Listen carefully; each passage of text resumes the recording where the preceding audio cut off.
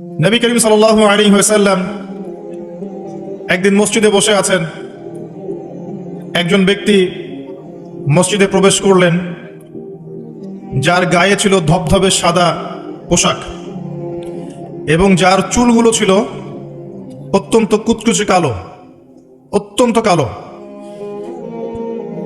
তিনি এসে নবী সাল্লাল্লাহু আলাইহি ওয়াসাল্লামের কাছে বসলেন।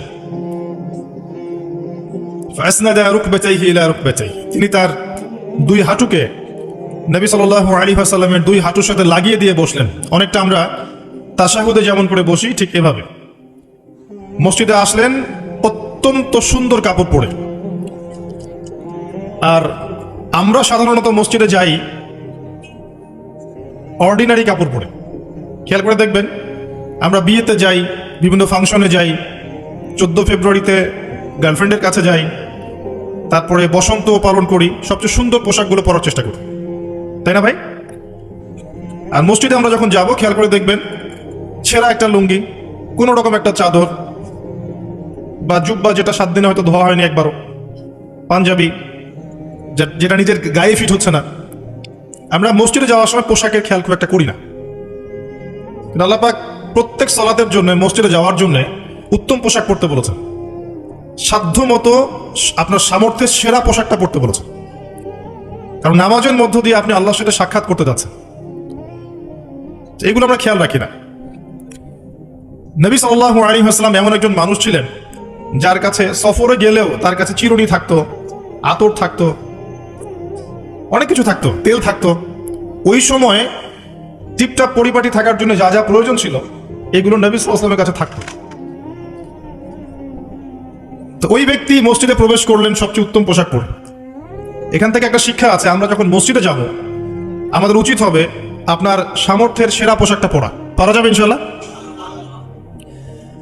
এসে তিনি নবী সাল্লাল্লাহু আলাইহি ওয়াসাল্লামের কাছে এসে বসলেন, হাঁটুর সাথে হাঁটু লাগিয়ে দিয়ে বসলেন এবং তার দুই হাত নবী সাল্লাল্লাহু আলাইহি ওয়াসাল্লামের উরু বা থাই এর উপরে রাখলেন। ওয়াদাআ কাফাইহি আলা ফাখিজাইহি।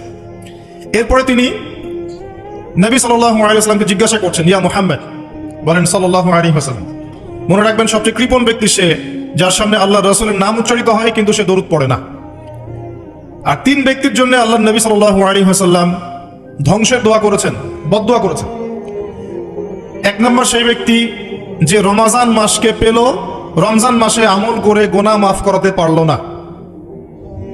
আমরা আল্লাহর কাছে দোয়া করি আল্লাহ পাক আমাদেরকে রমজান পর্যন্ত পৌঁছে দিক এবং রমজান মাসকে সর্বোত্তমভাবে কাজে লাগিয়ে গুনাহগুলো মাফ করানোর তৌফিক আল্লাহ পাক দান করুন, আমিন। এবং আমাদের হায়াতে আল্লাহ পাক বেশি বেশি রমজান মাস দান করুন, আমিন। এবং লাইলাতুল কদরের নিয়ামত দান করুন, আমিন। আসলে রমজানের কথা মনে পড়ে গেল যে রমজান কিন্তু বেশি দিন বাকি নেই। আমরা মনে করছি যে অনেক দেরি আছে, আসলে কিন্তু বেশি দেরি নেই। সাহাবায়ে কেরাম রাদিয়াল্লাহু আনহুম 6 মাস আগে থেকেই রমজানের প্রিপারেশন নিতেন, রমজানের প্রিপারেশন নিতেন। এই রমজানে আমি কি করব, কোরআন কতটুকু পড়ব, দিনের জন্য কি করব, যাকাতগুলো কিভাবে হিসাব করব, রমজান কেন্দ্রিক তাদের প্ল্যান থাকতো আগে থেকে। আমরা রমজানকে গুরুত্ব দেওয়ার চেষ্টা করি, আল্লাহ পাক তৌফিক দান করুন, আমিন। 1 নম্বর ব্যক্তি যে রমজান মাসকে পেল, রমজান মাসকে পেয়েও ইবাদত করে তার গুনাহ মাফ করাতে পারলো না। 2 নম্বর ব্যক্তি যার অধীনে পিতামাতা আছে, যারা বৃদ্ধ, পিতামাতা দুজনেই আছে অথবা পিতা আছে অথবা মাতা, দুজনের একজন, তাদেরকে পেয়ে তাদের খেদমত করে জান্নাত লাভ করতে পারলো না, এই ব্যক্তির জন্য ধ্বংস। নবীজি বলেছেন আমিন। আর 3য় ব্যক্তি যার সামনে রাসূলুল্লাহ সাল্লাল্লাহু আলাইহি ওয়াসাল্লামের নাম উচ্চারিত হয়েছে কিন্তু সে তার নাম শুনে দরুদ শরীফ পড়েনি, তার জন্য ধ্বংস। যখনই আপনার সামনে মুহাম্মদ নামটা উচ্চারিত হবে, কমপক্ষে সাল্লাল্লাহু আলাইহি ওয়াসাল্লাম অবশ্যই পড়বেন। একবার দরুদ শরীফ পড়লে 10টা নেকি হয়, 10টা গুনাহ মাফ হয়ে যায়। আল্লাহ পাক 10 বার আপনার প্রতি রহম করবেন, আপনার মর্যাদা আল্লাহ পাক 10 গুণ বাড়িয়ে দিবেন, বলেন সুবহানাল্লাহ। তো নবী সাল্লাল্লাহু আলাইহি ওয়াসাল্লাম এর কাছে এই ব্যক্তি এসে তার 2 হাত নবী সাল্লাল্লাহু আলাইহি ওয়াসাল্লামের উরুর উপর রেখে তাকে জিজ্ঞাসা করছেন, ইয়া মুহাম্মদ সাল্লাল্লাহু আলাইহি ওয়াসাল্লাম আখবিরনি আনিল ইসলাম। হে মুহাম্মদ সাল্লাল্লাহু আলাইহি ওয়াসাল্লাম, আমাকে ইসলাম সম্পর্কে বলুন।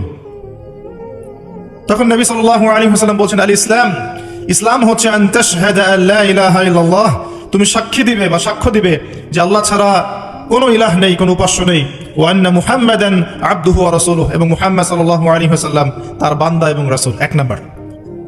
দুই, ওয়ান তুকিমাস সালাহ, এবং তুমি সালাত কায়েম করবে 5 ওয়াক্ত। ওয়ান তুতিয়া যাকাত, এবং তুমি যাকাত প্রদান করবে, নিসাব পরিমাণ সম্পত্তি হয়ে গেলে যাকাত প্রদান করবে। ওয়া তাসুমা রমাদান, রমাদান মাসে সাওম পালন করবে, এবং সামর্থ্য হয়ে গেলে তুমি হজ সম্পাদন করবে। এই 5টাকে বলা হয় ইসলামের পিলার। কি বলা হয়? ইসলামের ভিত্তি। আর ইসলামই একমাত্র গ্রহণযোগ্য দিন বা জীবন ব্যবস্থা যেটা আল্লাহর কাছে স্বীকৃত, অন্য কিছু স্বীকৃত নয়। পৃথিবীতে শুরু থেকে নিয়ে কিয়ামত পর্যন্ত ইসলাম ছাড়া কোনো দিন ছিলও না। আসলে প্রত্যেক নবী, মুসা আলাইহিস সালাম যার উপরে তাওরাত নাজিল হয়েছিল তিনি মুসলিম ছিলেন। ইব্রাহিম আলাইহিস সালাম মুসলিম ছিলেন। আদম, নূহ, হুদ, সামুদ সবাই কি ছিলেন? মুসলিম ছিলেন। শুআইব আলাইহিস সালাম, নবী মুসা, ঈসা, দাউদ, সুলাইমান, ইউসুফ, ইউনুস, ইসহাক, ইয়াকুব, ইব্রাহিম, ইসমাইল সবাই কি ছিলেন? মুসলিম ছিলেন। পৃথিবীতে ইসলাম ছাড়া কোনো ধর্ম ছিলই না। আসলে ইসলাম চিরপ্রাচীন, চির নতুন, চির আধুনিক। মানুষ এটাকে বিকৃত করেছে। আল্লাহ পাক তখনই নতুন করে আবার কিতাব নাজিল করেছেন, আবার নবী রাসূল প্রেরণ করেছেন। আমাদেরকে পশ্চিমারা শিখায় এবং বোঝায় যে সভ্যতা শুরু হয়েছে রোমকদের দ্বারা, তাই না? যারা পড়াশোনা করছেন, রোমান সভ্যতা, গ্রিক সভ্যতা, মনে হয় যে এখান থেকেই মনে হয় সভ্যতা শুরু হয়েছে, তাই না? ভাবখানা একটা এমন। কিন্তু সভ্যতা শুরু হয়েছে নবী দ্বারা। প্রত্যেকটা সভ্যতা শুরু হয়েছে কার দ্বারা? নবী দ্বারা। আমাদেরকে বোঝানো হয় যে মানুষ আগে পোশাক পরতে পারতো না, গাছের ছাল বাকল পরে থাকতো, তাই না? শিখেছেন না এগুলা? আর আল্লাহ পাক কোরআনে বলছেন যে আমি আসমান থেকে আদম এবং হাওয়া আলাইহিস সালাম তাদের জন্য পোশাক পাঠিয়েছিলাম।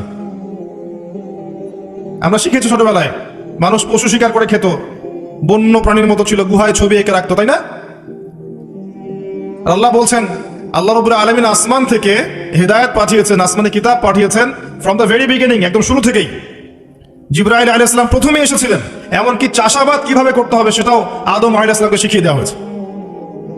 আর আমাদেরকে শেখানো হয় যে বাদর থেকে মানুষ হয়েছে, নাউযুবিল্লাহ। তো কি শিখছেন? এই শিক্ষা যদি মাথার মধ্যে ইনস্টল হয়ে যায়, তার কাছে তো ইসলাম এবং চলমান বিষয়গুলো কন্ট্রাডিক্টরি মনে হবে। তো ইসলাম শুরু থেকেই ছিল, আর সভ্যতা শুরু হয়েছে নবী দ্বারা। আদম আলাইহিস সালামকে দিয়ে পৃথিবীর সভ্যতা শুরু হয়েছে। প্রত্যেক যুগে যুগে নবীরাই সভ্যতার ধারক এবং বাহক ছিলেন। তো যে কথাটা বলতে গিয়ে এখানে আসলাম, যে প্রথম যে বিষয়টা তিনি বলেছেন ইসলামের ডেফিনেশন, এখানে প্রথমে বলেছেন তাওহীদ অর্থাৎ শাহাদা। এখানে দুইটা অংশ আছে, একটা হচ্ছে তাওহীদ, একটা হচ্ছে সুন্নাহ। যখন আপনি লা ইলাহা ইল্লাল্লাহ সাক্ষ্য দিচ্ছেন, আপনি তাওহীদের সাক্ষ্য দিচ্ছেন। আর এটা দিনের প্রথম খণ্ড, প্রথম অংশ, প্রথম পিলার। এই দিনটাই আল্লাহর কাছে গ্রহণযোগ্য। অন্য কোন রিলিজন, জীবন ব্যবস্থা আল্লাহর কাছে গ্রহণযোগ্য নয়। সূরা আলী ইমরানের আয়াতগুলো পড়েন, 85 নম্বর আয়াত, 87 নম্বর আয়াত, 19 নম্বর আয়াত, এগুলো পড়লে আপনি বুঝতে পারবেন। আল্লাহ বলছেন আউযু বিল্লাহি মিনাশ শাইতানির রাজীম, ইন্নাদ দীনা ইনদাল্লাহিল ইসলাম। আমার কাছে একমাত্র জীবন ব্যবস্থা যেটা গ্রহণীয় তার নাম হচ্ছে ইসলাম। আর কোনো প্রয়োজন আছে? আল্লাহর কথার বাইরে কারো কথা দরকার আছে? আল্লাহ নিজে বলছেন, আল্লাহ পাক নিজে বলছেন শাহিদাল্লাহু আন্নাহু লা ইলাহা ইল্লাল্লাহ। আল্লাহ বলছেন আমি আল্লাহ সাক্ষ্য দিচ্ছি আমি ছাড়া কোনো ইলাহ নাই। কথাটা বুঝতে পারলেন? আল্লাহ বলছেন যে আমি সাক্ষ্য দিচ্ছি যে আল্লাহ ছাড়া কোনো ইলাহ নেই। ওয়াল মালায়েকা, মালায়েকা সাক্ষ্য দিচ্ছেন। ওয়া উলুল ইলমি কায়িমান বিল কিসত, এবং যারা জ্ঞানী সম্প্রদায়, সত্যসেবী, তারাও সাক্ষ্য দিচ্ছে। তো আল্লাহ সাক্ষ্য দিচ্ছেন আল্লাহ ছাড়া কোনো ইলাহ নেই, এবং তারপর আয়াতে আল্লাহ পাক বলছেন ইন্না দীনা ইনদাল্লাহিল ইসলাম। যে আল্লাহ সাক্ষ্য দিচ্ছেন তিনি ছাড়া কোনো ইলাহ নেই, সেই আল্লাহ বলছেন আমার কাছে একমাত্র গ্রহণযোগ্য ধর্মের নাম ইসলাম। আর কিছু দরকার আছে? একই সূরায় আবার আল্লাহ বলছেন ওয়া মান ইয়াবতাগি গায়রাল ইসলামি দীনান ফালা ইউকবাল মিনহু। যে ব্যক্তি ইসলাম ছাড়া অন্য কোনো জীবন ব্যবস্থা তালাশ করবে তার কাছ থেকে কোশ্চিনকালেও কিছু কবুল করা হবে না। এই সূরায় আল্লাহ বলছেন আফা গায়রা দীনিল্লাহি ইয়াবগুন, তারা কি ইসলাম ছাড়া অন্য দিন তালাশ করছে? ওয়ালাহু আসলামা মান ফিস সামাওয়াতি ওয়া মান ফিল আরদি তাওআন আও কারহা। অথচ আসমান সমূহে এবং জমিনের প্রতিটা সৃষ্টি ইচ্ছায় হোক অনিচ্ছায় হোক আল্লাহর সামনে আত্মসমর্পণ করেছে। আর কোনো প্রমাণ দরকার আছে? এই দিনটা কি আংশিক না পরিপূর্ণ? সূরা মাইদায় চলে যান, আল্লাহ পাক বলেছেন আল ইয়াউমা আকমালতু লাকুম দীনাকুম। বিদায় হজের দিন এই আয়াত নাযিল হয়েছে। যেদিন নবীজি বলেছেন তারাকতু ফিকুম আমরাইন, ছেড়ে যাচ্ছি দুটো বস্তু, কোরআন এবং সুন্নাহ, ওই দিন এই আয়াত নাযিল হয়েছে যে আল ইয়াউমা আকমালতু লাকুম দীনাকুম, আজকে আমি তোমাদের জন্য এই দিন ইসলামকে কামিল করলাম, পরিপূর্ণ করলাম। ইসলামে ঢোকানোর কিছু অবকাশ নাই, বের করার কোনো সুযোগ নাই, পরিপূর্ণ। ওই যে একটা আয়াত পড়লাম শুরুতে, ওয়া নাযালনা আলাইকাল কিতাব তিবয়ানান লিকুল্লি শাই, সূরা নাহল 89 নম্বর আয়াত, আল্লাহ বলছেন আমি আপনার প্রতি এমন একটা কিতাব নাযিল করেছি, অর্থাৎ কোরআন, তিবিয়ানান লিকুল্লি শাই, যেটা প্রত্যেকটা বিষয়ের ব্যাখ্যা। এমন কিছু নাই যেটা কোরআনে আল্লাহ ব্যাখ্যা করেননি, এমন কিছু নাই। ওয়া হুদান, এবং এটা হেদায়েত, ওয়া রাহমা, এবং দয়া, ওয়া বুশরা লিল মুসলিমিন, মুসলিমদের জন্য এটা সুসংবাদ। এরকম আয়াত আর অনেক জায়গা আছে, স্পেশালি সূরা কাফের 54 নম্বর আয়াতেও আছে, আর অনেক সূরা বনী ইসরাঈলের মধ্যেও আছে। সবগুলো বললে আমাদের টাইম চলে যাবে, অল্প করে বলছি। তো আল্লাহ বলছেন কোরআন এবং সুন্নাহে সবকিছু ব্যাখ্যা করা আছে, এবং এই দুটা হচ্ছে ইসলামের দুইটা মেইন পিলার। এই দুটোর উপরে দিন ইসলাম পরিপূর্ণ, ঝুঁকানোর কোনো সুযোগ নাই, বের করার সুযোগ নাই। ইসলামকে শুধু ইবাদত করতে শেখায় না আপনার পরিবারের চর্চাও শেখায়?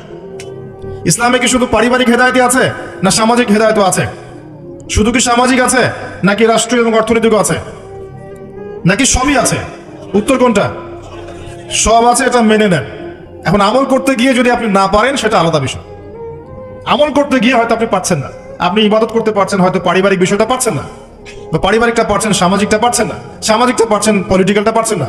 না পারার বিষয়টা ডিফারেন্ট। আগে আকীদা ঠিক করেন যে ইসলামে আছে সমাধান। আকীদা ঠিক করে যদি কেউ আমল করতে নাও পারে, ইনশাআল্লাহ আল্লাহ পাক মাফ করতে পারেন।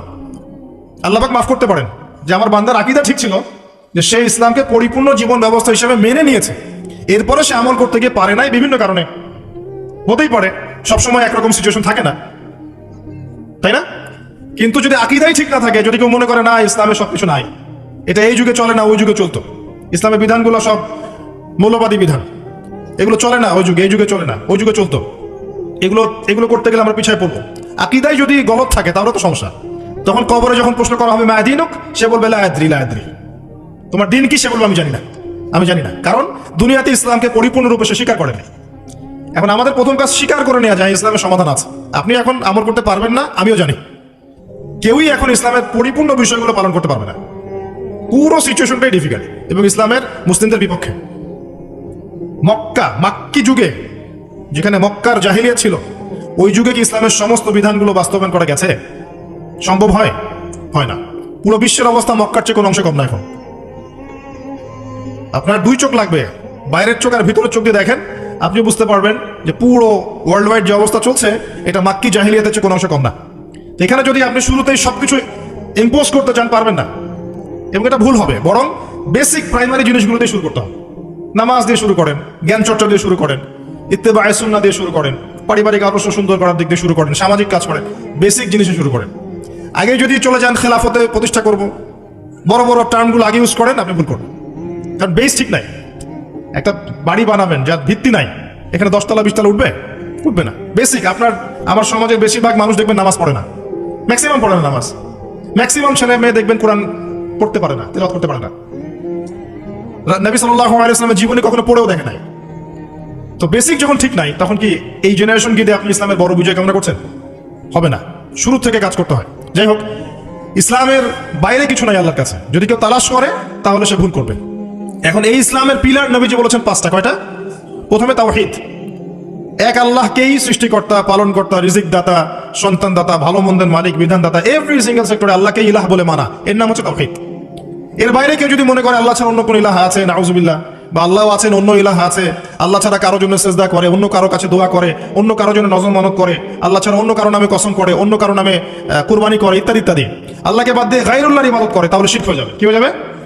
আর শিরকের পাপ থাকা অবস্থায় বিনা তওবায় যদি কেউ মারা যায়, 99% সম্ভাবনা হচ্ছে এই ব্যক্তি জাহান্নামে যাবে, কোনো সুযোগ নাই। সূরা নিসা আল্লাহ পাক বলেছেন, ইন্নাল্লাহা লা ইয়াগফিরু আন ইউশরাকা বিহি ওয়া ইয়াগফিরু মা দুনা যালিকা লিমান ইয়াশা। আল্লাহ পাক তার সাথে শিরকের গুনাহ মাফ করেন না, এছাড়া যে কোনো গুনাহ যাকে ইচ্ছা মাফ করতে পারেন।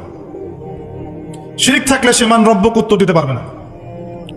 আরেকটা মুহাম্মদুর রাসূলুল্লাহ, অর্থাৎ আপনাকে আমল করতে গিয়ে, ইবাদত করতে গিয়ে একজন ব্যক্তিকে রোল মডেল মানতে হবে। তিনি হচ্ছেন কে?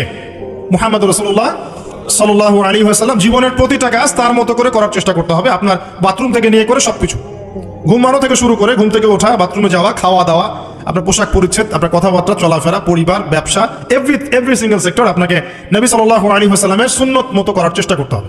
চেষ্টা করতে হবে। আমি আবারও বলছি, আমি জানি আপনি পারবেন না, আমিও পারবো না। 100% আপনি পারবেন না, এটা সম্ভব না। 100% কেউ দাবি করতে পারবে যে আমি সুন্নতের উপর আছি? পারবে না। কিন্তু চেষ্টা, আল্লাহ পাক কি দেখবেন? চেষ্টা করছে আমার বান্দা। হয়তো ঘুমাতে পারছি না, এখন তো আমরা ঘুমাতে পারিও না। এই যে এখন আমাদের ঘুমানোর কথা, এখন এক ঘুম দিয়ে ওঠার কথা। এশার নামাজ কখন পড়ছি? 8টা, 8:30। তো এখন বসে বসে ওয়াজ করছি, জানি না এই ওয়াজে কি ফায়দা হবে। সত্যিকার অর্থে এখন আমাদের ঘুমানোর কথা ছিল। ট্রেডিশনগুলো এমন হয়ে গেছে, আমরা ঘুমাচ্ছি রাত 3টা। কি বলবো আসলে, সবাই এর মধ্যে পড়ে গেছে, আমি আপনি সবাই। এমন একটা সিস্টেম চলছে যে দিন রাতের জায়গায় চলে আসছে, রাত দিনের জায়গায় চলে গেছে। খেয়াল করে দেখেন, নবী সাল্লাল্লাহু আলাইহি ওয়াসাল্লাম রাতে তাড়াতাড়ি ঘুমাতেন, শেষ রাত্রে উঠতেন, ইবাদত করতেন, ফজরে মানে একটা রিফ্রেশিং মাইন্ডে তিনি সকাল করতেন। আর আমাদের খেয়াল করে দেখেন, আমরা এই জেনারেশন যারা আছে বেশিরভাগই দেখায় লেট নাইট, এবং দিনটা ওদের জন্য ছোট হয়ে যায়, দেরি করে ওঠা। তো সকালের বারাকাটা আমরা বঞ্চিত হচ্ছে। আল্লাহ পাক আমাকে এবং আপনাদের সবাইকে যেন তৌফিক দান করেন, যাতে আমরা সকালের বরকতটা পেয়ে যাই আল্লাহ পাক। এবং এই অভ্যাসটা কঠিনভাবে আঁকড়ে ধরতে হবে। আল্লাহ পাক তৌফিক এনায়েত করুন আমাকে, আপনাকে সবাইকে, আল্লাহ পাক।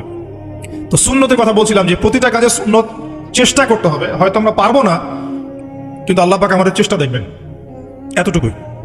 2 নম্বর, আল্লাহ নবী সাল্লাল্লাহু আলাইহি ওয়াসাল্লাম বলেছেন ওয়া আন তুকিমাস সালাত। ইসলামের সেকেন্ড পিলার কি? সালাত। 5 ওয়াক্ত সালাত আদায় করার চেষ্টা করতে হবে না, নিজের উপর আবশ্যক করে নিতে হবে। আপনি যাই করেন, আমার কথা শোনেন, আপনি যাই করেন, যত পাপই করেন না কেন, নামাজটা ছাড়েন না। নামাজটাই আপনাকে ইনশাআল্লাহ পাপ থেকে দূরে রাখবেই ইনশাআল্লাহ। যে ব্যক্তি নামাজ পড়ে তার মধ্যে একটা মনের মধ্যে একটা ভয় কাজ করে যে আমি নামাজ পড়লাম, কিভাবে ঘুষ নিব? নামাজটা পড়লাম, কেন সুদ খাবো? নামাজ পড়লাম, কেন মানুষকে ঠকাবো? তার মনের ভিতরে কিন্তু একটা সারা একটা নকিং হবেই। ইন্নাস সালাতা তানহা আনিল ফাহশাই ওয়াল মুনকার। সালাত আপনাকে সমস্ত অশ্লীল এবং গর্হিত কাজ থেকে বিরত রাখবে ইনশাআল্লাহ। নামাজটা ছাড়েন না, যত পাপ করছেন করেন, আমি বলি নামাজ ছাড়েন না। ইনশাআল্লাহ একদিন নামাজই আপনাকে পাপ থেকে বের করে আনবে ইনশাআল্লাহ। আর শয়তান আপনাকে হতাশ করতে চাইবে, শয়তান আপনাকে হতাশ করতে চাইবে যে তুই তো গার্লফ্রেন্ডের সাথে কথা বললি, রাতের বেলা পর্ন দেখলি, তুই তো ফ্রি মিক্সিং এ আছিস, তুই মাদক দ্রব্য খাচ্ছিস, তুই কাজে ফাঁকি মারিস, তুই ট্যাক্স আদায় করিস নাই, দুর্নীতি করছিস, তুই আবার নামাজ পড়বি কেন? শয়তান আপনাকে এগুলো বোঝাবে কিন্তু, যে নামাজ তো আমার সময় পায় না, আমি তো অনেক পাপী মানুষ। এই ধোকায় পা দিবেন না। আপনি নামাজ কন্টিনিউ করতে থাকেন, ইনশাআল্লাহ আল্লাহ পাক আপনাকে পাপ থেকে বের করে আনবেন ইনশাআল্লাহ। ওই নামাজটা যদি ছেড়ে দেন তাহলে আর কোনো হাতিয়ার বাকি থাকবে না। আর আপনি যত পাপ করেন না কেন, মায়ুস হবেন না, মন ছোট করবেন না।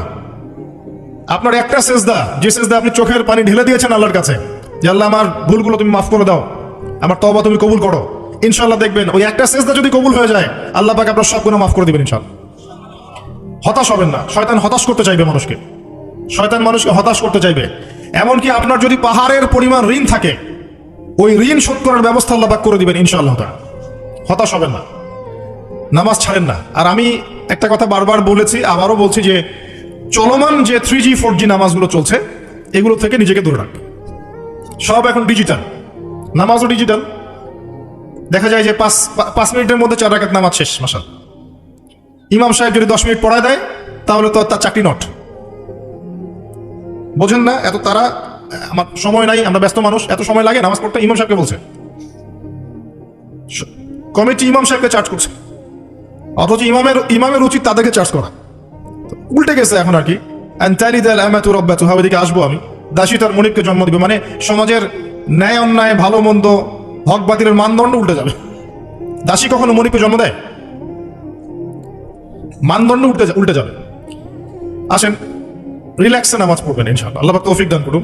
নামাজের মধ্যে যা পড়ছেন এটাকে বোঝার চেষ্টা করতে হবে অর্থটা, তখন দেখবেন নামাজে মনোযোগ বাড়বে ইনশাআল্লাহ।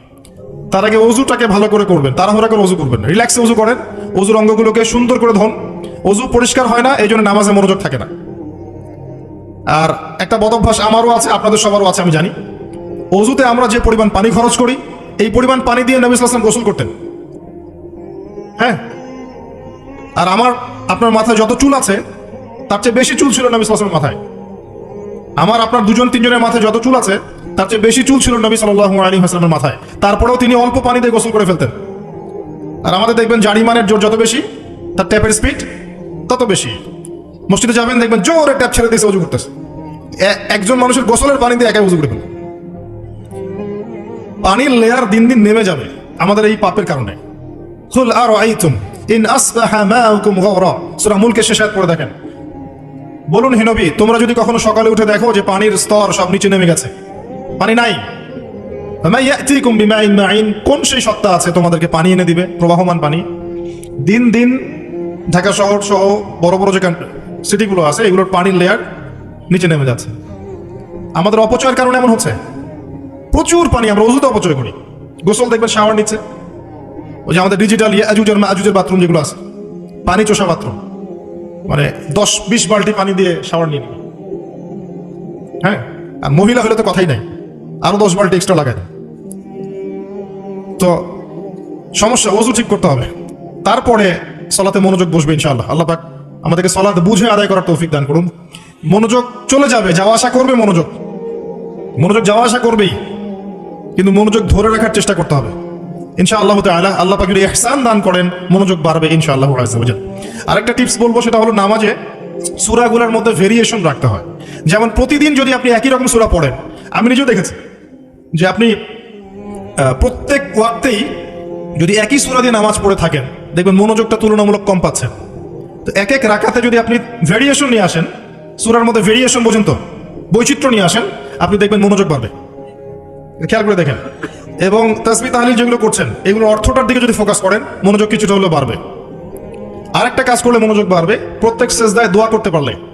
সেজদা করছেন, শুধু সুবহান রাব্বিয়াল আ'লা এতটুকু উপরে উঠে যাবেন না, কমপক্ষে একটা দুটো দোয়া করেন, সেজদায়। কারণ সেজদায় সবচেয়ে বেশি দোয়া কবুল হয়। আল্লাহ রাসূল সাল্লাল্লাহু আলাইহি ওয়াসাল্লাম বলেছেন, বান্দা সেজদায় আল্লাহর যত কাছে থাকে, অন্য কোনো ভাবে বান্দা এত কাছে আসতে পারবে না। এবং এখানে তোমরা বেশি বেশি দোয়া করো, নবী সাল্লাল্লাহু আলাইহি ওয়াসাল্লাম বেশি বেশি দোয়া করতে বলেছেন। দোয়ার জন্য হুজুর ডেকে এত খাওয়ানোর দরকার নাই, নিজে দোয়া করা শেখেন, নিজের বাবার জন্য, মায়ের জন্য, আপনার আত্মীয় স্বজনের জন্য, আপনার নিজের জন্য, আপনার স্ত্রী সন্তানের জন্য, সমাজের জন্য, উম্মার জন্য, দেশের জন্য আপনি দোয়া করতে শেখেন। আপনার একটা প্রয়োজন, এই প্রয়োজনটাকে আমি বুঝতে পারবো, ওই আবেগটাকে আমার আসবে। আপনার যেটা প্রয়োজন, আপনার আবেগ আপনার আসবে। আপনার সন্তান অসুস্থ, আমি কি বুঝবো সেই ফিলিংসটা কেমন? আপনি বুঝবেন সেই ফিলিংসটা কেমন। অতএব নিজে আল্লাহর সাথে সম্পর্ক করেন। আর আপনি নিজেকে এত ছোট কেন মনে করছেন? আপনিও আল্লাহর সেই বান্দা, যে বান্দা আমি, যে বান্দা আর 10 জন মানুষ। আল্লাহ পাক আপনাকেও ভালোবাসেন, আল্লাহ পাক অবশ্যই আপনাকে ভালোবাসেন। জীবনের দীর্ঘ সময় পর্যন্ত আপনি আল্লাহকে ডাকেন নাই, আল্লাহ আপনাকে ফেলে দেয় নাই। আল্লাহ আপনাকে খাওয়ান, এখনো পরান, বাঁচিয়ে রেখেছেন, আল্লাহ নিয়ামত দিয়েছেন। আল্লাহ আপনাকে ভালো না বাসলে এমনি করেন? আল্লাহ পাক অপেক্ষা করছেন কবে খালি আপনি আসবেন আল্লাহর কাছে, এসে বলবেন আস্তাগফিরুল্লাহ ওয়া আতুবু ইলাইহি। আল্লাহ পাক অপেক্ষা করে বসে আছেন আপনার জন্য। আপনি কোথায় যাচ্ছেন? ফাইনা তাযহাবুন। আল্লাহ পাক বলেছেন ফাইনা তাযহাবুন, কোথায় যাচ্ছ তোমরা? কোথায় যাচ্ছেন? টাকার পিছনে, বাড়ি গাড়ি, স্ট্যাটাস, স্ত্রী সন্তান, ভোগ বিলাসের পিছনে? আল্লাহ অপেক্ষা করছেন আপনার জন্য। আসেন, সেজদা করেন, ওয়াসজুদু ওয়াকতারিব, সেজদা করেন, নিকটবর্তী হন। আল্লাহ আপনার জন্য অপেক্ষা করছেন। যাবেন না আল্লাহর কাছে? আল্লাহ পাক সবাইকে আল্লাহর কাছে ফিরে আসার তৌফিক দান করুন। এটাই হোক আমাদের কাছে আসার গল্প, এটাই হোক আমাদের কিসের গল্প? কাছে আসার গল্প। আমাদের জেনার গল্প দরকার নাই। ওদের কাছে জেনা হচ্ছে কাছে আসার গল্প, যার ব্যাপারে আল্লাহ বলেছেন লা তাকরাবু জিনা, ওর ধারের কাছেও যেও না, আর তারা ওইটাকে বলবে কাছে আসার গল্প। ইন্না লিল্লাহি ওয়া ইন্না ইলাইহি রাজিউন। আল্লাহ পাক আমাদের যুবক যুবতীদেরকে হেদায়েত দান করুন, পিতামাতাদেরকে পরিবারে অনুশাসন বজায় রাখার তৌফিক দান করুন। আমাদের এই কাজগুলোর প্রতিফল কিন্তু আমাদেরকে ভোগ করতে হবে। আমাদের মেয়েদের, আমাদের ছেলেদের, তাদেরকে আমরা কিভাবে বড় করছি, এটার হিসেব কিন্তু আমাদেরকে চুকিয়ে দিতেই হবে।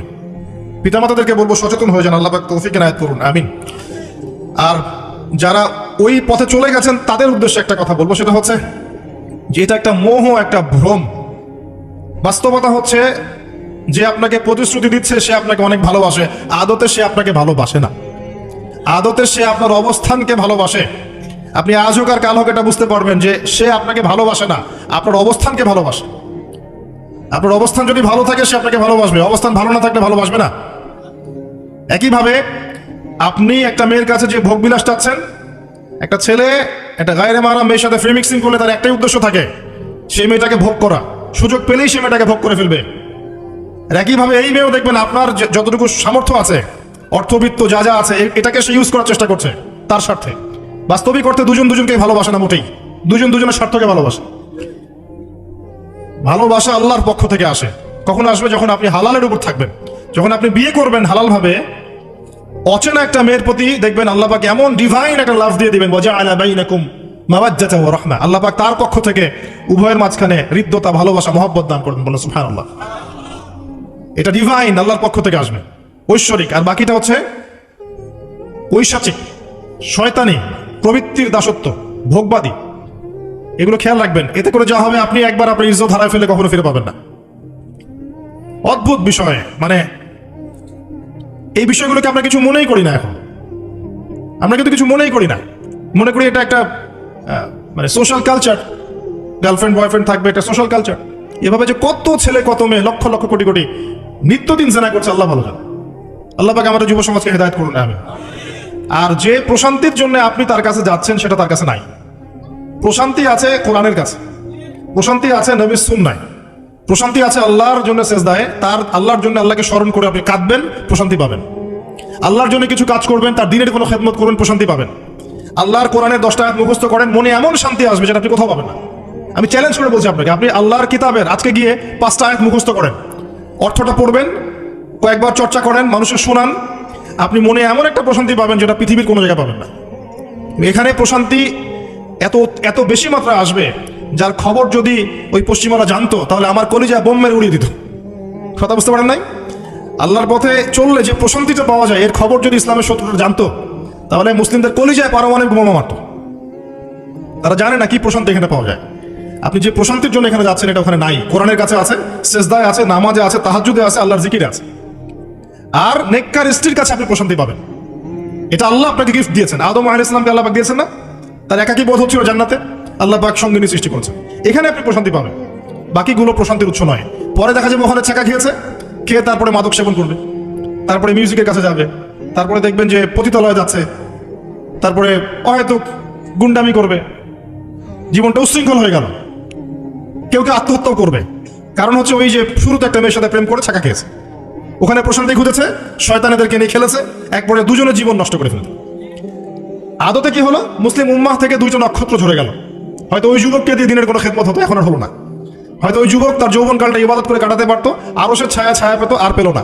শয়তান সাকসিড, শয়তান জিতে গেল। এ হচ্ছে বাস্তবতা। বাস্তবতা বোঝেন, আল্লাহর কাছে ফিরে আসেন, আল্লাহ আপনার অপেক্ষা করছে। আসবেন না আল্লাহর কাছে? এটাই হোক আল্লাহর কাছে আমাদের কাছে আসার গল্প। আল্লাহ পাক আমাদেরকে তৌফিক দান করুন, আল্লাহুম্মা আমিন। তো সুন্নতের কথা বলতে গিয়ে আসলাম। নবী সাল্লাল্লাহু আলাইহি ওয়াসাল্লামের সুন্নাহ আমরা যেন আমাদের সামগ্রিক জীবনে পালন করার চেষ্টা করি, আল্লাহ পাক চেষ্টাটা যেন কবুল করেন, আমিন। এরপরে আছে সালাতের কথা, তারপরে আছে আপনার যাকাতের কথা। নিসাব পরিমাণ সম্পত্তি হয়ে গেলেই যাকাত দিতে হবে। এটা নফল কিছু নয়, ফরজ জিনিস। যদি আপনি সামর্থ্যবানদের যাকাতগুলো কালেক্ট করতে পারতেন, কেউ যদি পারত, দেখতেন এই যাকাতের অর্থগুলো দিয়ে এত এত মানে বিগ বিগ প্রজেক্ট করা যেত যেটা আপনি কল্পনা করতে পারবেন। এটা কিন্তু নফল কিছু নয়, দিতেই হবে, বাধ্যতামূলক। যাকাত আল্লাহ পাক এই জন্য ফরজ করেছেন যাতে করে সমাজের মধ্যে ধনী এবং গরিবের সাম্য বজায় থাকে। এটা গরিবের হক। যাদের উপর যাকাত ফরজ হয়েছে তারপরেও যাকাত দিচ্ছে না, এদের সম্পত্তিগুলোকে আল্লাহ পাক কিয়ামতের দিন গলাবেন, মানে ধাতুতে পরিণত করে গলাবেন, গলিয়ে কপালে, গালে, পিঠে, চেহারায় লেপটে দিবেন। বলেন নাউজুবিল্লাহ। সূরা তাওবা পড়ে দেখেন, সূরা তাওবার মধ্যে এটা আছে। সম্পত্তি গলানো হবে, গলে একটা সোনা, তামা, ব্রোঞ্জ এগুলো গলালে কেমন হবে? এগুলো উত্তপ্ত করে যদি গায়ে লাগিয়ে দেওয়া হয় কেমন শাস্তি হবে? বলা হবে এটাই সেই তোমার সম্পদ যা তুমি সঞ্চয় করেছিলে, আজকে এটা আযাব ভোগ করো। নাউজুবিল্লাহ। এটা সমাজের সাম্য বজায় রাখে, গরিব আর ধনীর মধ্যে একটা ব্যালেন্স বজায় রাখে। এটা গরিবের হক। যখন আমরা যাকাত দিব না, গরিব মানুষের মাথাপিছু যে মানটা আছে জীবনযাত্রা, এটা আরো কমে যাবে। এটাতে শুধুমাত্র একটা রাষ্ট্রের উপকার হয় না, ব্যক্তি পর্যায়ে উপকার হয়। যখন ব্যক্তি পর্যায়ে যাকাত চলে যাবে সবার হাতে হাতে, দেখবেন আজকে যে খেতে পারছে না সে কালকে দুবেলা খেতে পারবে ইনশাআল্লাহ। আর অনেক মুসলিম আছি আমরা যারা সালাত পড়ি যাকাত দেই না, আছি না? যাকাতকে আমরা ফরজই মনে করি না। যদি বলা হয় ইসলামের 5টা পিলার বলেন, বলবে কালিমা, নামাজ, রোজা, হজ, যাকাত। যাকাত সবচেয়ে শেষে, তাই না? যাকাতকে পাঠাইছে সবচেয়ে শেষে, অথচ আল্লাহ বলেছেন কালিমা, তারপরে সালাত, তারপরে যাকাত, তারপরে সাওম, তারপরে হজ। যাকাতকে গুরুত্ব দিন, এটা ইসলামিক অর্থনীতির মূল ভিত্তি। যাকাতের উপরে আল্লামা তকি উসমানী শাইখের একটা বই আছে, এই বইটা পড়তে পারেন, অত্যন্ত চমৎকার। যাকাত নিয়ে বিস্তারিত আলোচনা করা হয়েছে এবং যাকাত কিভাবে মানবতার উপকার করবে এটা বলা আছে। আজকে এটা টপিক না, আমি না হলে অনেক লম্বা কথা বলতে পারতাম। আল্লাহ পাক আমাদের সবাইকে যাকাত দেওয়ার তৌফিক দান করুন, আমিন। এরপরে সওমের কথা বলেছেন, সওম ইনশাআল্লাহ সামনে আসবে, আমরা সবাই রাখবো। আল্লাহ পাক আমাদের সবাইকে 30টা সওম, পুরো মাস সওম রাখার তৌফিক দান করুন, আমিন। এবং সওমটা শুধু না খেয়ে থাকা আর পিপাসার্থ থাকার নাম নয়, বরং আল্লাহ পাকের যাবতীয় নিষেধ ছেড়ে দেওয়ার নাম কিন্তু সওম। এটা একটা হিজরত, মানে আল্লাহ পাক যত বিষয় নিষেধ করেছেন এগুলোকে ছেড়ে দেওয়ার নাম কিন্তু রোজা বা সওম। শুধু না খেয়ে থাকার নাম সওম নয়। না খেয়ে থেকে কেউ যদি গালি দেয়, গীবত করে, সুদ খায়, জিনা করে, তার কি রোজা হবে? হবে না। আল্লাহ পাকের নিষেধগুলো বর্জন করলে পরে রোজা হবে ইনশাআল্লাহ। এর উদ্দেশ্য কি? তাকওয়া অবলম্বন করা, কুতিবা আলাইকুমুস সিয়াম কামা কুতিবা আলাল লাযিনা মিন ক্বাবলিকুম লাআল্লাকুম তাত্তাকুন। উদ্দেশ্যটা কি? লাআল্লাকুম তাত্তাকুন। আল্লাহ পাকের নিষেধ না ছাড়লে কি কেউ তাকওয়া অবলম্বন করতে পারবে? অতএব সিয়ামের মূল উদ্দেশ্য কি? তাকওয়া অবলম্বন করা, আল্লাহ পাকের যাবতীয় নিষেধগুলোকে বর্জন করা। আল্লাহ পাক আমাদেরকে সিয়াম রাখার মতো রাখার তৌফিক দান করুন। রমজান মাসে আমরা ইফতার করাবো বেশি বেশি ইনশাআল্লাহ। বেশি বেশি মানুষকে ইফতার করাবেন, বেশি বেশি নফল দান সাদাকা করবেন, যাকাতগুলো দিয়ে দিবেন। রমজান মাসে কিয়ামুল লাইল করবেন, তারাবির নামাজ সুন্দর করে লম্বা করে পড়বেন। রাকাত সংখ্যা নিয়ে ঝগড়া করেন না। আমরা যে কাজগুলো করি ঝগড়াটা বেশি করি। কোয়ালিটি দেখবেন আল্লাহ, কোয়ালিটি, কোয়ান্টিটি না। নামাজটা কেমন কোয়ালিটি সম্পন্ন ছিল। এবং এই রমজান মাসে সবচেয়ে বেস্ট নেয়ামা হচ্ছে কোরআন। এই মাসে কি হয়েছে? কোরআন নাজিল হয়েছে। এই কোরআনকে সময় দিতে হবে। যারা কোরআন তেলাওয়াত করতে জানি না, রমজান মাসে শিখতে হবে। যারা জানেন তারা খতম দিবেন, তেলাওয়াত করবেন, খতম দিবেন। যারা আরো ভালো জানেন তারা গবেষণা করবেন, পুরো কোরআনটা গবেষণা করবেন। পারা যাবেন ইনশাআল্লাহ। আল্লাহ পাক সবার আগে আমাকে, অতঃপর আপনাদের সবাইকে তৌফিক দান করুন, আমিন। এবং দিনের জন্য তালিম করবেন, ইমানের আলোচনা করবেন, মসজিদে দার্স দিবেন, ইফতার করাবেন, গরিবদেরকে সাদাকা করবেন, ওষুধ দিবেন, ফিতরা আদায় করবেন। রমজান মাসটাকে একটা ইসলামের ইবাদতের সংস্কৃতি বানিয়ে ফেলবেন। রমজানের প্রতিটা মোমেন্টকে কাজে লাগানোর চেষ্টা করবেন। আল্লাহ পাক সবাইকে তৌফিক দান করুন, আল্লাহুম্মা আমিন। ইফতার একসাথে করবেন, বাসায় সবাই একসাথে ইফতার করবেন। একটা কমিউনিটি, একটা মানে কি বলবো, ইসলামের উৎসব যেন বিরাজ করে। পরিবারের ছোটরা দেখবে যে আজ রমজানে আমরা সবাই একসাথে ইফতার করি। একটা বড় থাল কিনবেন বাসায়। এই বড় থালে খাওয়া কিন্তু সুন্নাত। বড় থাল যেখানে পরিবারের সবাই সদস্য মিলে খাবেন। বাচ্চা কাচ্চা, ছোট ছোট বাচ্চারা দেখে দেখে বড় হবে যে আমরা রমজান মাসে বাবা মা সবার সাথে বসে খেয়েছি এভাবে। ওদেরকে হাদিয়া দিবেন, রোজা রাখলে উৎসাহিত করবেন, রোজা রাখলে গিফট দিবেন, হাদিয়া দিবেন। যে আম্মু তোমার বয়স যদিও রোজা ফরজ হয় নাই, রাখার চেষ্টা করো, যদি রাখতে পারো তাহলে আমি তোমাকে একটা গিফট কিনে দেব। রাখতে উৎসাহিত করেন, দেখবেন ইনশাআল্লাহ এই চর্চাগুলো পরবর্তীতে ওদের মধ্যে তাকওয়া নিয়ে আসবে ইনশাআল্লাহ। আমাদের মনে আছে আমরা যখন ছোট, রোজা ফরজ হয় নাই, আমাদেরকে এভাবে বকশিস দেওয়া হতো, রোজা রাখলে 10 টাকা দেওয়া হবে। তখন অবশ্য 10 টাকার মান এখনকার 100 টাকার চেয়ে বেশি ছিল। আর আপনার টাকার মান দিন দিন কমবেই, কারণ ইসলামিক কারেন্সি যারা বোঝে না তারা এগুলো সম্পর্কে বিরূপ মন্তব্য করতে পারে। বাট আমরা জানি যে একটা সভ্যতা মানুষের সম্পদ চুষে খাচ্ছে, এবং ডে বাই ডে এটা হতেই থাকবে। যাই হোক, ওই টপিকে আর গেলাম না। তো আমাদেরকে পুরস্কৃত করা হতো এভাবে, উৎসাহিত বোধ করতাম। কয়টা রেখেছি? 7টা, তারপরের বছর 10টা, তারপরের বছর 15টা। এভাবে করতে করতে দেখবেন আপনার বাচ্চা রোজা রাখা শিখে যাবে। এবং সওম রাখলে শরীরের কোনো ক্ষতি নাই উপকার ছাড়া। ক্ষতি আছে? কোনো ক্ষতি নাই, কোনো ক্ষতি নেই উপকার ছাড়া। সবচেয়ে বড় কথা হচ্ছে যারা খেতে পারে না ওদের ফিলিংসটা আপনি বুঝতে পারবেন। আপনিও বুঝতে পারবেন যে না খেয়ে থাকা এটা কেমন। আল্লাহ পাক যে খাওয়াচ্ছেন আমাকে, এটা কত বড় নিয়ামত ছিল। আল্লাহ পাক আমাদের সবাইকে রমজান মাস পর্যন্ত পৌঁছে দিক, এবং রমজানে 30টা সওম পুরো মাস রমজানের যাবতীয় কাজের সাথে আদায় করার তৌফিক এনায়েত করুন, আমিন। আর সম্ভব হলে রমজান মাসে উমরা করবেন। সম্ভব হলে রমজান মাসে উমরা করতে পারেন। এটা খুব বড় একটা ইবাদত, এবং এটাতে যে নববী রুহানি একটা স্বাদ পাবেন, এটা কিন্তু বলে বোঝাতে পারবো না আমি। আপনি করলে পরে বুঝতে পারবেন। আল্লাহ পাক তৌফিক দান করুন সবাইকে, আল্লাহুম্মা আমিন। এরপরে আছে সামর্থ্য হলে হজের কথা। আলহাজ টাইটেলের জন্য নয়। মানুষ আমাকে আলহাজ বলবে, হ্যাঁ, মানুষকে দেখানোর জন্য হজ, আমাকে হাজী সাহেব বলবে, এই জন্য হজ নয়। হজ করতে যাবেন ইব্রাহিমী চেতনা শিখতে। হজের কাজের মধ্যে ইব্রাহিম আলাইহিস সালামের একত্ববাদের চেতনা আছে। আরাফার মাঠে আপনি কিয়ামতের মাঠকে ফিল করবেন। সাই করবেন, তখন হাজরা আলাইহিস সালামের সেই কষ্ট ফিল করবেন। প্রত্যেকটা কাজের পিছনের ঘটনা কি, এটা আপনাকে ফিল করতে হবে। পাথর মারবেন, নাস্তিকরা এগুলো নিয়ে মজা করে না, ঠাট্টা মশকরা করে। সন্তানকে জবাই করার যে হুকুমটা ছিল, সেখানে শয়তান ধোঁকা দিচ্ছিল না? শয়তান যে প্রত্যেকটা কাজে আমাদেরকে বিভ্রান্ত করে, এই চেতনাটা ওখানে জাগ্রত হয়। প্রত্যেকটা কাজ আমাদের বাহ্যিকভাবে দেখলে হবে না, এর পিছনে ভিতরে একটা আধ্যাত্মিকতা থাকে, রুহানিয়াত থাকে। ওইটা বুঝতে পারলে ইসলাম বোঝা যাবে ইনশাআল্লাহ। তো হজের প্রতিটা কাজ আপনি দেখবেন ইব্রাহিম আলাইহিস সালামের সুন্নাহ, হাজরা আলাইহিস সালামের আত্মত্যাগ, ইসমাঈল আলাইহিস সালামের ঘটনা, কিয়ামতের মাঠ, দোয়া কবুলের মাঠ, তাওয়াফ, এই প্রত্যেকটা বিষয় আপনার ক্ষুদ্রত্ব, আল্লাহর বিশালত্ব, এগুলো আপনাকে বুঝিয়ে দিবে। শুধু আলহাজ টাইটেলের জন্য নয়, বরং আল্লাহর কাছে আত্মসমর্পণ করার জন্য, প্রকৃত ইসলাম বোঝার জন্য হজ করবেন। আল্লাহ পাক তৌফিক দান করুন। দোয়া করে আল্লাহ পাক সবাইকে জীবনে অন্তত একটাবার জন্য হজ করার তৌফিক দান করেন, আমিন। এটা প্রথম প্রশ্ন ছিল। দ্বিতীয় প্রশ্ন তিনি করছেন, কোন ব্যক্তি? ওই যে ধবধবা সাদা জামা পরা ব্যক্তি, মনে আছে না ভুলে গেছেন? সে কোথায় বসে আছে? হ্যাঁ, সামনে, হাঁটুর সাথে হাঁটু লাগিয়ে। হাত কোথায়? উরুর উপরে। উস্তাদের সামনে বসার আদব এটা, উস্তাদের সামনে বসার আদব। দ্বিতীয় প্রশ্ন করছে, এবার সেই ব্যক্তি বলছে সাদাক, আপনি সত্য বলেছেন। এবার পাশে ছিলেন উমর রাদিয়াল্লাহু আনহু, তিনি বলছেন ফাআজিবনা লাহু, আমরা অবাক হয়ে গেলাম। ইয়াসআলুহু ওয়া ইউসাদ্দিকুহু, সে নিজেই প্রশ্ন করলো, নিজেই আবার সত্যায়ন করছে। কে এই ব্যক্তি? কারণ যে প্রশ্ন করে সে কি সত্যায়ন করতে পারে? আপনি জানতে এসেছেন, একটা বিষয় জানতে এসেছেন, উত্তর পেলেন, আপনি নিজেই বলছেন হ্যাঁ আপনি সত্য বলেছেন, তার মানে আপনি আগে থেকে জানেন, তাই না? এবার দ্বিতীয় প্রশ্ন করছেন তিনি, ইয়া মুহাম্মদ, বলেন সাল্লাল্লাহু আলাইহি ওয়াসাল্লাম, আখবিরনি আনিল ঈমান, আমাকে ঈমান সম্পর্কে বলো। এখন নবী সাল্লাল্লাহু আলাইহি ওয়াসাল্লাম বলছেন, আল ঈমান, ঈমান হচ্ছে আন তুমিনা বিল্লাহ, তুমি বিশ্বাস করবে প্রথমত এক আল্লাহর প্রতি, ওয়া মালাইকাতিহি, তার ফেরেশতা মণ্ডলীর প্রতি, ওয়া কুতুবিহি, সমস্ত আসমানি কিতাবের প্রতি, ওয়া রুসুলিহি, সমস্ত নবী রাসূলগণের প্রতি, ওয়াল ইয়াউমিল আখির, পরকালের জীবনের প্রতি। 6 নাম্বার, ওয়া আন তুমিনা বিল কদরি খায়রিহি ওয়া শাররিহি, এবং তুমি ঈমান আনবে, বিশ্বাস করবে তাকদীর বা ভাগ্যের ভালো মন্দের প্রতি। এই 6টা বিষয়ের প্রতি মনে বিশ্বাস করবে, মুখে স্বীকার করবে এবং কাজে বাস্তবায়ন করবে, এর নাম হচ্ছে ঈমান। মনে থাকবে? কয়টা বিষয়? 6টা। এখানে একটা কথা আমি বলি, আগেও বলেছি আবার বলছি, এই 6টা বিষয় গায়েবের বিষয়। এগুলোকে আপনি যুক্তি, বিজ্ঞান, দর্শন দিয়ে প্রমাণ করতে পারবেন না। পারবেন? পারবেন না। পরীক্ষা নিরীক্ষা, যুক্তি, বিজ্ঞান, দর্শন দিয়ে ল্যাবরেটরিতে বসে কি আল্লাহ, ফেরেশতা, আসমানি কিতাব, নবী রাসূল, পরকালে পরীক্ষা করা যায়? যায় না। এগুলো কিসের বিষয়? গায়েবের বিষয়। আল্লাযীনা ইউমিনুনা বিল গায়ব, মুত্তাকি কারা? যারা গায়েবে বিশ্বাস করে, এদের জন্যই হচ্ছে আলিফ লাম মিম যালিকাল কিতাব লা রাইবা ফীহি হুদাল লিল মুত্তাকিন। তো ঈমানের 6 পিলারকে 3টা কাজ করতে হবে: মনে বিশ্বাস, মুখে স্বীকৃতি এবং কাজে বাস্তবায়ন। যারা শুধু বিশ্বাসটাকেই সবকিছু মনে করে, এদেরকে বলা হয় মুরজিয়া বা শৈথিল্যবাদী।